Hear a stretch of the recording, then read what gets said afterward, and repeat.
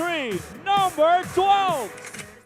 Halika na't balikan ng alaala ng mga makata sa mga awiting tumatak na dito sa ating masa. Musikang noon at ngayon na pinagsanib mga puwersa. Francis M. Andrew Isel Bakuta, Glock 9, Skasta, pinagsama, sama, sama.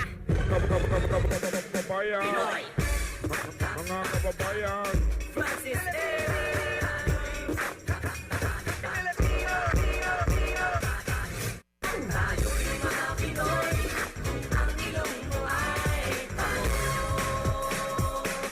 Sa silangan, ako ay sinilang kung saan nagmumula ang sikat ng araw. Ako ay may sariling kulay na kayo manggiglig.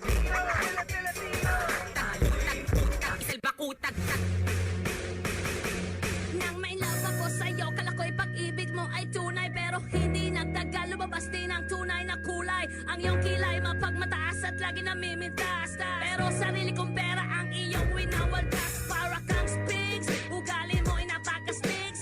Girlie, pity, bye-bye, don't tell a lie. Lahat ng kabulutan mo ay ilalahas.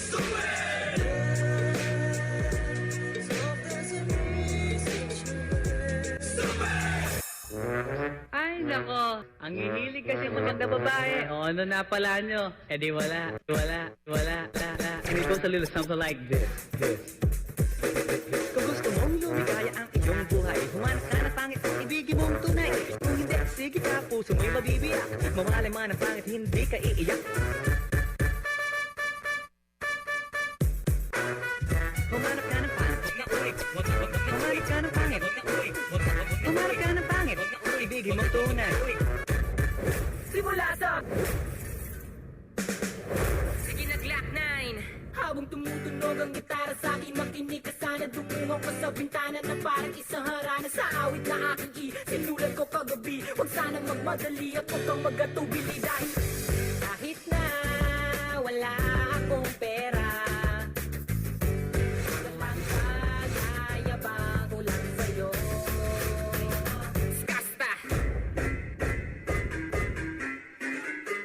Ipapasa na kay Skasta. Kamusta? Tuloy ka, halika na pare, huwag kang mahiyang pumasok. Pasensya ka na sa bahay ko, medyo madumi at nakakasulasot.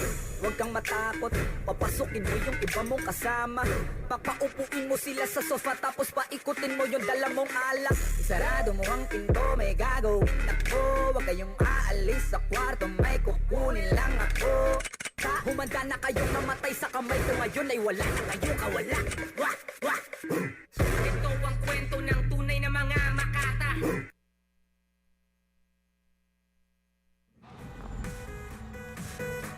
There you have it, our entry number